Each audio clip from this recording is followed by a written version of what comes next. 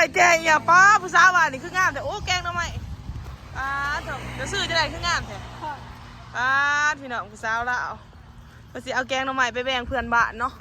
นี่แหละพี่น้องเจ๊ไม่เท่าจะซื้อจะได้ซื้ออันฮะซื้ออันอันยังอันของ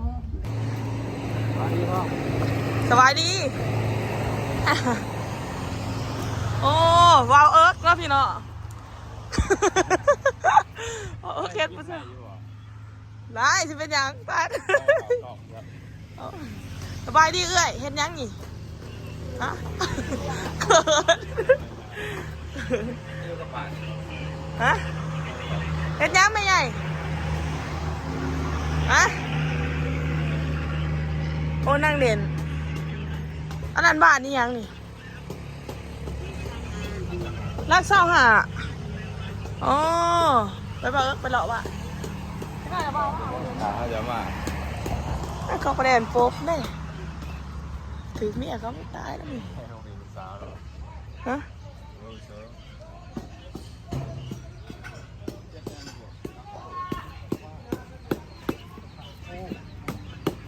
เด็ดเฮ็ดยังนี่พ่อเฮ็ดกับป้าฮะกับป้าปูโอ้กระเพาะปูอย่างปูเทียงในเทียงหน้าปูเลยเนาะปูเทียงใครเทียงหน้าวะปูเพื่อนปูซ่านอะไรเงี้ยต้นหน่อยอันนี้เนาะใส่มันก็เย็นเนาะถ้ามันแก่มันจะทนอ๋อเนี่ยโมเมนต์มาแล้วป่ะเป็นนะแต่ตอนเดียวเงินบอลเมื่อไซน์เมื่อกองตูนพ่อมาแต่เมืองโคงรถเจ๊ก็เลยว่าแปลงโอเคนะไปหมดละไปมาหาลูกสาวจะบอกฮะใช่มันมีแต่ผู้งามเนาะนี่เหรอโอ้เดี๋ยวผู้สาวหน่อยเอวมานี่ไล่แกงยังนี่ไล่แกงอย่าป้าผู้สาวว่านี่คืองามแต่โอ้แกงทำไมจะซื้อจะได้คืองามแท้พี่น้องผู้สาวละเอาสิเอาแกงหน่อไม้ไปแบ่งเพื่อนบ้านเนาะนี่แหละพี่น้องจิตใจด้วยว่าน้ำใจของคนลาวนะเบาเอิร์กกันแนมแต่ผู้สาวเนาะเบาเอิร์กไปหาจีบผู้สาวที่เบาเอิร์กมีอยู่บ่คนโสดแท้นี่เขาอยากหาเมียให้อ้ายข่อยเขาอยากให้มาหาเมียแท้นี่เขาจังรู้โอ้ยใช่ก็รู้มัดกองตัวแห้งรู้กองตัวแดงรู้นะพ่ออันนั้นเขาเชียร์งานยังดิอ๋อสไลเดอร์เขามาหาได้ไรวะอ๋อเขาจะกินเขาแกงมาใหม่จะได้กินข้าวของเขาโอ้แกงมาใหม่กินได้จะถ่ายเขาอยากอายว่าจังเนาะไปมาไปกินได้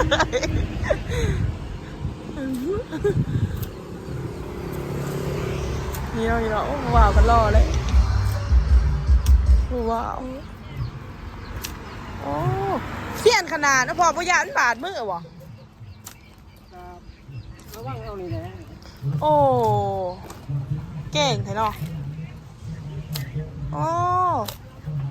โอ้ขาดแค่เปลี่ยนเลยเนาะอาซับหรือมันเป็นยัง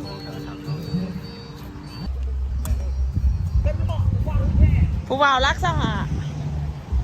โอ้นี่เด็ดต้นกระเพาะเขาเก็บหรอบ่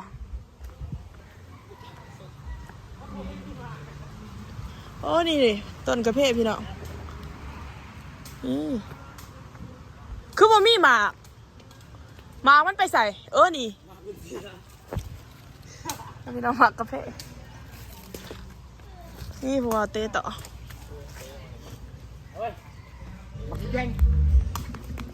ผู้บ่าวหวานรักเศร้าหา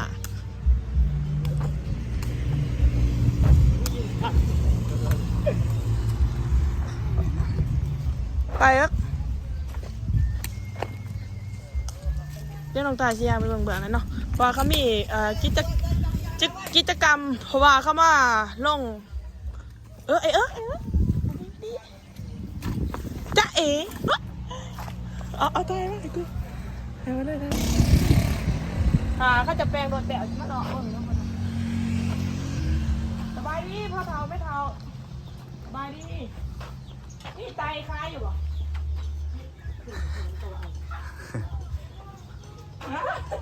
มีไตคายอยู่มีไตคายอยู่สิเอายาให้ดมมีไตคายอยู่ มาจังไดวะ บ้านนี่ยังนี่ไม่เท่าบ่บ้านนี่ยังนี่ บ้านยังเนี่ยนี่หยุดก่อนหยุดก่อนอย่า ระยะ ถือผ้าอีกเลยถือผ้าต้องมีน้องล่าสุดถือผ้าหมอไม่เท่า ไม่หยังวะ นี่ไตคายอยู่บ่นี่คายอยู่บ่เครื่องไหนนี่ จะไปทำจะมาจะใส่วะ ฮะ จะมาจะใส่วะ มาแต่พูนมาแต่เวียงกันทน์ จะมาจะเวียงจันทน์ มาหาสื่อไตผู้สาว จะใส่ภูเขา เอาหยอนี่ที่ว่าเบิ่งกระเทาะนี่นี่น้องพี่น้องเนี่ยลองใจใช่ไหมถ่ายเบิ่งกระเทาะอันนี้แม่เฒ่ากระเทาะใส่ยังเด็ก นี่เด้เขาเจียเด็ดๆนะ เห็นผู้เฒ่าแล้วพี่น้องเห็นผู้เฒ่าลงใต้มากหยอเพราะว่าผู้เฒ่านาหักค่ะเลยลงใต้มากผู้เฒ่าเลยหยอบางอย่างได้อย่างไปถือฝาได้นี่โอ้ดีน้องพี่น้องเนี่ยลงใต้สิมาเจียให้เบิ่งมากเขาเจียเลย สบายดีเอ้ยสบายดี สบายดีสบายดี มาเล่นมานี่ก็ได้ว่ามาแบะถ่ายคลิปเล่นนะ อ๋อรถน้องเพ่อย่างนี้ถ้าเขามาเอาก็ได้มาเนี่ยไม่หยอกนี่น้องพี่น้อง คุยไปจะเอานี่คุยไปจะคุยได้ยินอันนี้ใส่ไข่ ว่าแนวนี้เขาขยันแน่นอนครับ แล้วก็ยากแล้วคอยชื่อไตป้าไตก็ยากบอก โอ้ยเจ้าก็บอกนั่นสั่งเขาหนังเขาเอาจีน คนจีนคอยนี่จีนคนจีน เขาโพดยังมีอยู่ว่าย่ามนี่เนาะ โอ้คนจีนกินในน้ำกับพวกนี้จีนในเด้อ โอ้ยสกีจังไรเนี่ย ขายว่าทานเท่าไรไม่เท่า ไปใส่ก็มาจะใส่ เขาไม่เท่าขายเท่าไรเอากับโพดนะ โอ้ยมันมาจากสิขายดอก แป้งให้ ขอ นัต จี ตี้ ในตี้ขอจีในตี้หมากหนึ่งขอจีในตี้ ร้านไปสกินก็ยังมาปอก เดี๋ยวขอเราแล้ว ต้องปล่อยจีเนาะพ่อเฒ่าแล้วปล่อยจีขอจีในหมากหนึ่งพยายามกินเขาแห้งเจ็บท้องแห้งหิ้วเขาหิ้วเขา จะทำร้านของไอ้ตุกจะมาจะใส่หรอ ฮะ จะมาจะใส่หรอ ข่อยมาแต่เมืองโคโอ้ยเก่าก็ไม่ได้กินโอ้ยจีแล้วขอบใจว่าหยอกข่อยว่าหยอกเขาพวกกินหรอกฮะ นี่ได้เยี่ยมเยอะ พี่น้องมาหยอกพี่น้องไปให้ท็อป ไป เลย ยังพออะไรขวดเดียว ไอ้ว่าเท่ากันเด้อ เบิ่งดูเบิ่งเต่าแล้วซื้อฝา ไอ้รถทันไปจะได้ใส่คือจะ สบายดีเป็นทางสบายดีจ้าสบายดีเบี้ยเท่าเบี้ยเท่าจะซื้อจะได้ คืออัน ฮะ คืออัน ซื้ออัน อันยัง ไอ้ของแดงมันไม่จะลง ฮะบอกภาษาเอียงอันนั้นมีอันนั้นคายอยู่บ่ ตายหมกด้วยกัน เอาบอกเงินบ่